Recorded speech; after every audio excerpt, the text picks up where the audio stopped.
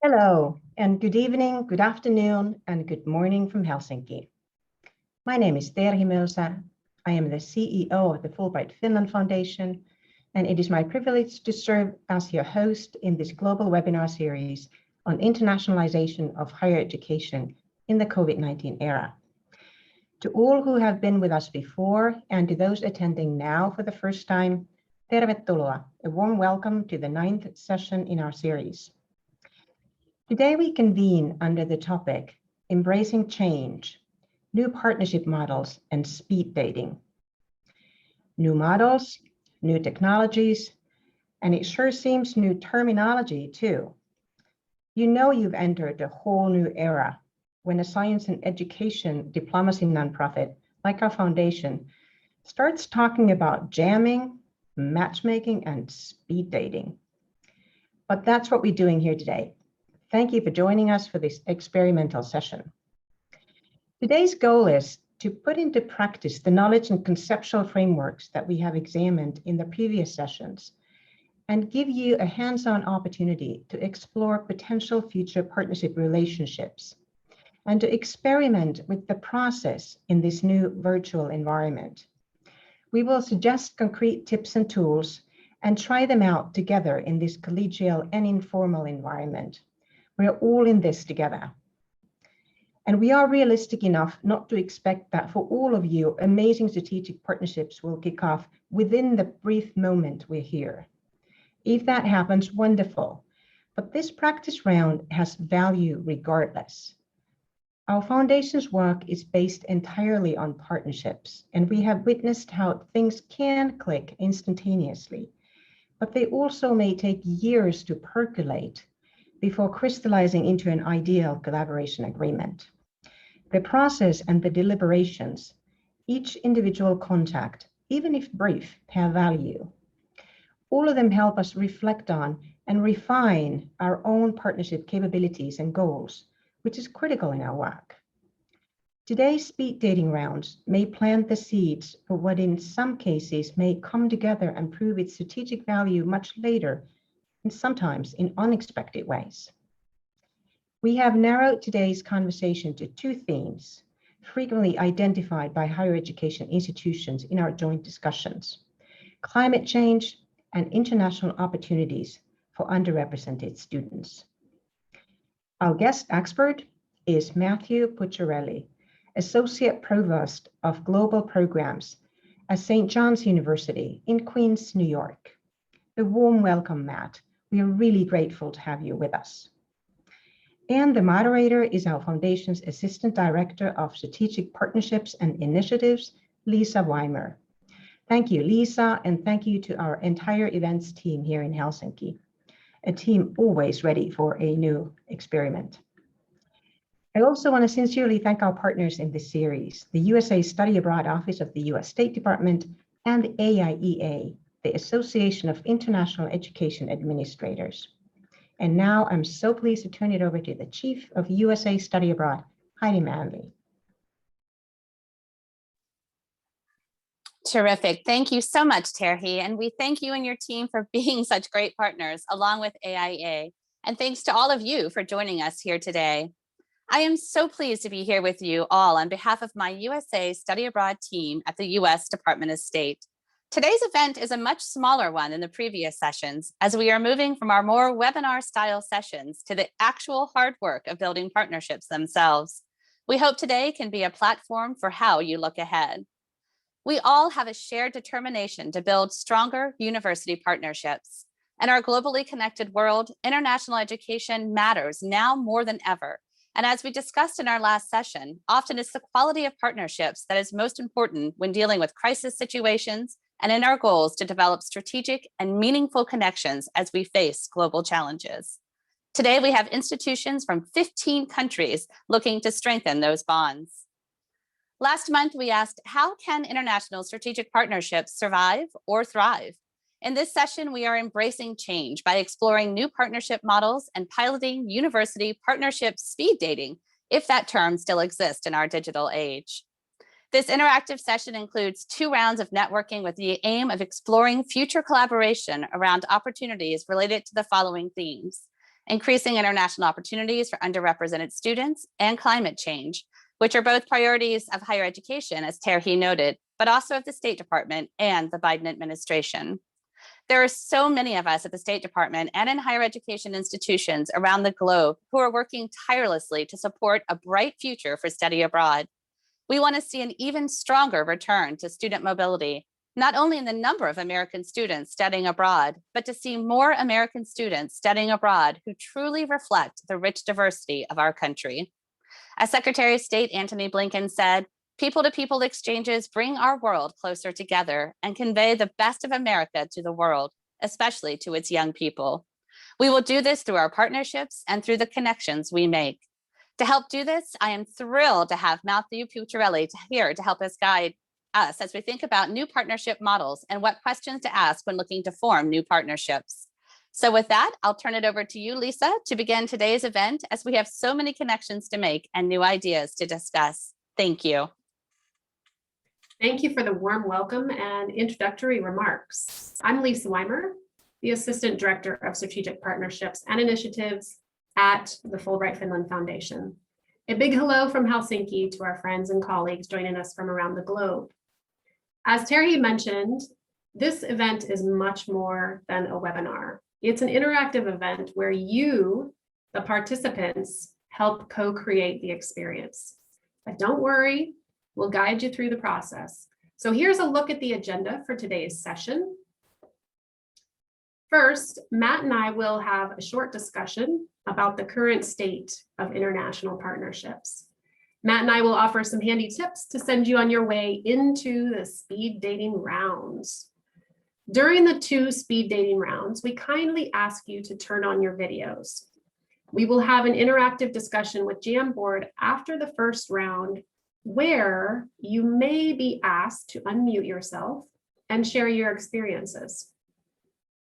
After the second speed dating round, we will wrap up the event. In order to ensure that we are able to match you correctly, will you make sure that your Zoom name tag displays your first and last name? To check this, you can click on the participants icon at the bottom of your screen, and next to your name, you will find this More button. You can click on that, and then you can click Rename.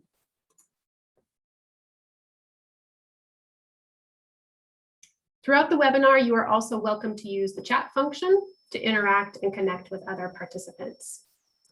The opening and moderated discussion with Matt is being recorded and will be available on our website after the event. Please note that the speed dating rounds and the Jamboard discussion will not be recorded. We also encourage you to tweet using the hashtag IntelEdC19. Now, without further ado, let's go ahead and dive into the discussion with our speaker. So in this webinar series, we have discussed how the Corona pivot that we've all been experiencing has impacted and shaped various aspects of international education.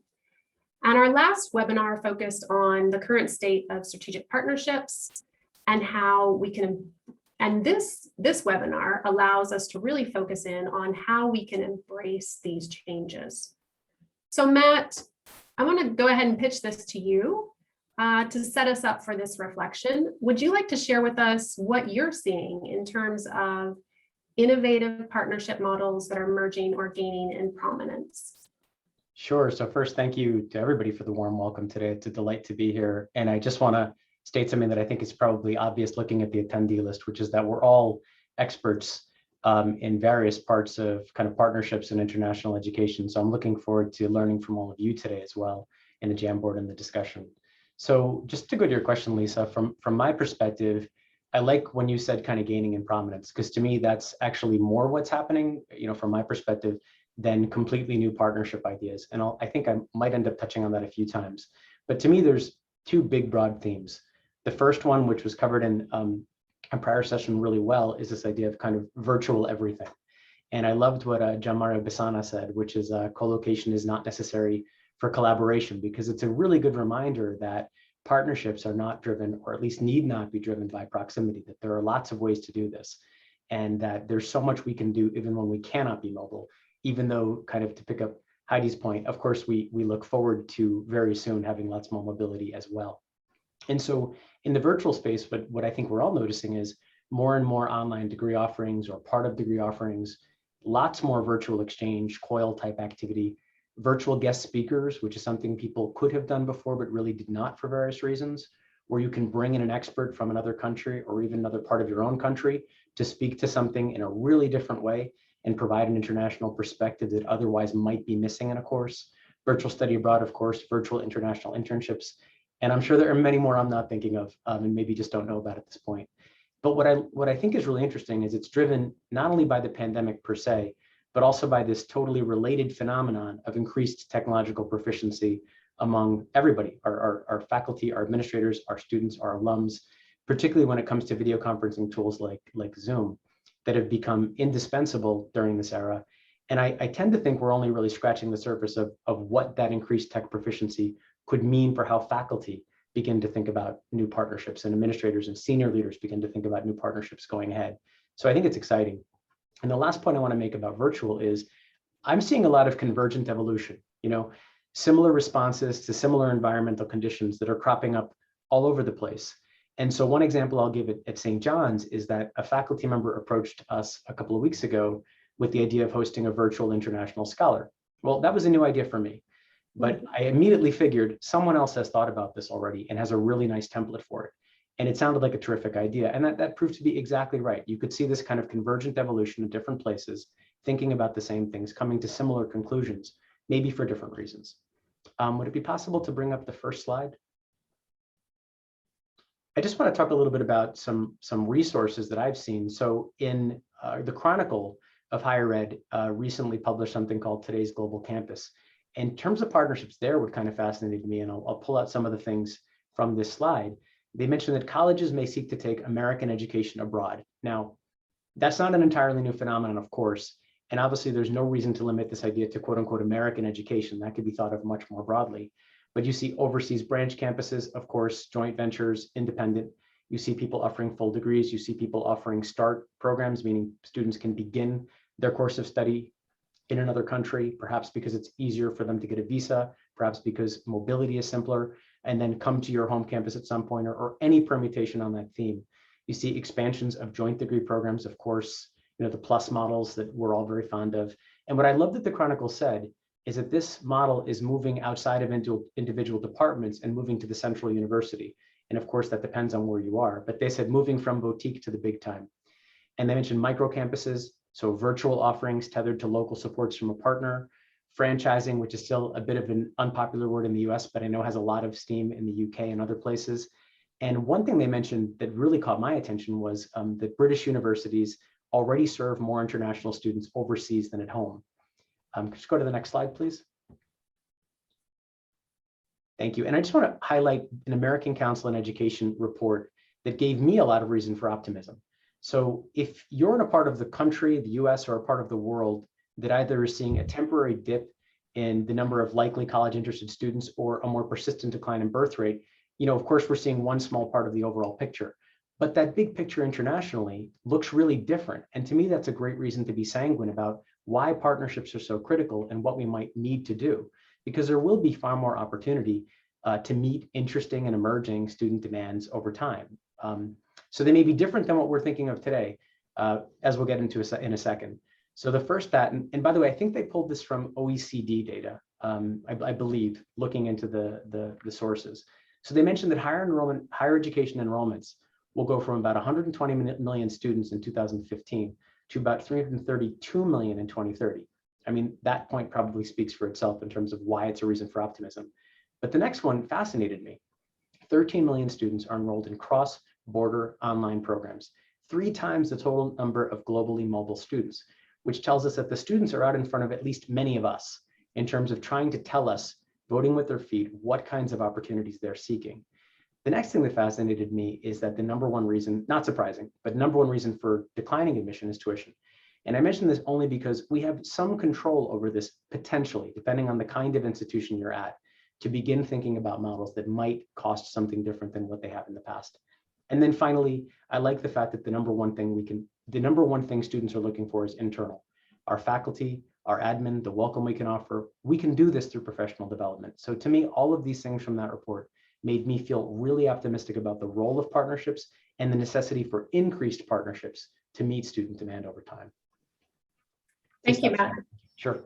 Yeah, that's really interesting. I think, and thank you for kind of giving this like bigger picture of what's going on with, the future of international education, international exchange. I'm curious to come back to one of your earlier points, this virtual international visiting scholar, because we also here at Fulbright Finland Foundation, it's the first time that we've ever done a virtual internship. And so, now that we've had these experiences, what do you think it's going to look like? Are we going to continue this engagement virtually? I think so, but I think it's going to be additive. It's not going to be that we move away from mobility, although, there's a lot of questions about what shape that takes too, and how we make that more inclusive, which is obviously a theme for today. But I don't see us moving away from the virtual space. And I think that's terrific, because when we're talking about inclusivity, obviously mobility is part of that story, but it can't be the only part of it. And even on the faculty side, the people who are reaching out to at least my office about things like visiting scholars, virtual visiting scholars, are not the same people who are interested in mobility-based exchange. And so we're reaching different faculty. And I think by extension, then, given the disciplines they represent, we're also reaching different students. So I'd like to think that they will both continue and grow. Yeah, very interesting. So as these new partnership models are emerging, have you noticed, any shifts with partner relations? And if so, how? So I think it's still this idea of like, bold ideas are getting a new hearing today. There are a lot of things that those of us in the field, and I'm sure many of my colleagues in today's session are thinking the same thing. Our senior managers are just way more open to ideas that we've been discussing with partners for perhaps a long time, because the moment is right for all kinds of reasons. But there's 4 things that were on my mind or are on my mind about how things have changed. One is I think that partnerships have gotten more personal. There's increasingly, you check in on each other, not just to see how the student numbers are looking or depending on the kind of partnership, but also how's your health? How's your family? How's the national situation in your country that I'm reading about on the news or I'm seeing? Not that that didn't happen before, but it really picked up steam in the COVID era. And it's just a lovely element of connection that's much more humane than I think we were doing, at least commonly before. And I liked Heidi's point earlier about the quality of partnerships, because it reminded me that, these partnerships are not just a professional endeavor, you're also creating these friendships. And this reminds me of that element. I think they become more entrepreneurial, so not just more personal, but more entrepreneurial. We share a lot of the same concerns. We share a lot of the same problems. And I think there's an increased openness to cutting edge, or at least longer term investment in partnerships than many of us have seen previously. It's not the return on this partnership needs to be in 6 months or a year. It's, I think, increasingly common to say this is a 3 or 5 year relationship. We'll see some, it'll come to fruition in that time frame. I think it's more collaborative. Informally, of course, I think we're reaching out to each other constantly and on discussion boards and listservs, but also through things like the Association of International Education Administrators, AIEA's peer learning circles, which were just a low-key, less structured way to think through challenges, frankly, to admit vulnerabilities, things you didn't know, with people in the same boat. And I know AIEA is not the only group doing that. I think that's been a common thread. And the last one, which is a little counterintuitive here, I've also seen a shift toward another additive thing, more domestic partnerships, meaning more talking to colleagues within your own country and saying, okay, how are you thinking about this international concern within the context of the domestic situation, whether that's political sea changes, whatever it might be. But I've seen even more of that and even less competitiveness, which has been, again, a really nice element of an otherwise terrible moment. Yeah, I mean, I think you bring up some really good points about the shift in the relationships. And you're so right. I mean, I hadn't actually thought about that, but this more humane, like it's a more humane personal touch when you ask, how's it going in the US? What's the situation? Because that's normally the first question that we're asking, right? So really good point there. And I'm curious, so as these partner relations have shifted, I'd also like to hear how internal institutional shifts have impacted partnership development. So we continue to hear that some institutions are unfortunately having to cut budgets and staff for international efforts. And have any negative outcomes of the pandemic, particularly as they related to St. John's and its internal operations? Has anything had a surprising silver lining that positions you better for the future? I like it. We're trying to make the silk purse out of a sow's ear. I get it. So I think, we're like many institutions, we're just so far from alone in that we have budget issues too. And fortunately, we have not yet cut staff as an institution. But what we did do within Global, recognizing exactly the sort of trend you're pointing out, we pretty early on began to advocate for a reallocation of staff time. And the thinking was, and at various times I felt more confident or less confident in this, but the thinking was that it would demonstrate the flexibility and the value of the team that we had doing things like study abroad. We also have campuses in Europe, and so that team as well. But really being able to say, these are incredibly flexible, smart people with a broad skill set. They can do lots of things that will add value to the institution. And so the other thing I thought selfishly for the employee, and I think some of them agreed, was that if they had a new skill set within the Global portfolio, that also made them more marketable if they decided to look for different work. So, it was two-sided. It helped the institution, and I think it also helped the individual employee in a specific way too. And I'll come back to that in a second. But we did it in two different ways. One was we shifted responsibilities within the Global portfolio, the international portfolio. So moving away from study abroad, moving toward international student recruitment, just recognizing how challenging that was going to be, and as we all know, continues to be for myriad reasons. And the second one was shifting responsibilities outside of the international portfolio, but just more broadly within the institution. So a bunch of us became contact tracers. A couple of us worked with the call center, which is kind of like the group here that answers the phone first. We made student wellness calls, and there were tons of other things. And the outcomes of that, now that everything is starting up again, is that there's much better cross-campus connections and understanding about what my team does. My team, frankly, understands what they do better. They can answer student questions much more broadly than they could before. And frankly, as we're talking about restarting student mobility on the outbound side, and we're thinking about potentially contact tracing on the overseas campuses, on the outside campuses outside the US, I have contact tracers on my team. Wow. So they'll have to sort of realign themselves to local expectation in the other countries, but they've got the core skill set to do it. So the last thing I want to say about that, and this is maybe a little bit surprising, one of the team members that we reassigned to work on international student recruitment loved it so much that he kind of wants to be permanently reassigned. So I think he saw the value very quickly in being able to develop new markets, develop a new skill set, and I'm hoping that proves to be the picture, that it's generally a net positive, I hope. That is fascinating. So now you have people on your team who are contact tracers as well. That is cross-training right there. That is for sure cross-training. I didn't see that coming. Yeah. Well, in the last webinar, Jane Gatewood, she identified another emerging trend, focused on developing partnerships based on specific themes. So for example, the Sustainable Development Goals, the SDGs. In this webinar, we have selected two themes, climate change and inclusivity. And the participants will have an opportunity to further explore these during the speed dating rounds. So what kind of partnerships are critical for advancing international engagement around these two themes? So I'm going to focus, I think, on inclusivity just because that's so much a part of what St. John's does, but I'll circle back to climate change a bit too. And maybe counterintuitively, maybe not. I think you first have to start internally to create excellent partnerships within your university. So for example, if you're not already trying to ensure that diversity, equity, inclusion, belonging are woven into your global practices, I'm speaking from the US context at this point, you're avoiding what increasingly seems to me like a moral obligation, especially in a big city like New York. I just think that's something you have to be doing for all kinds of reasons that are an entire other webinar. But two related points on that element, and I think they apply to climate change as well. You can't do this alone.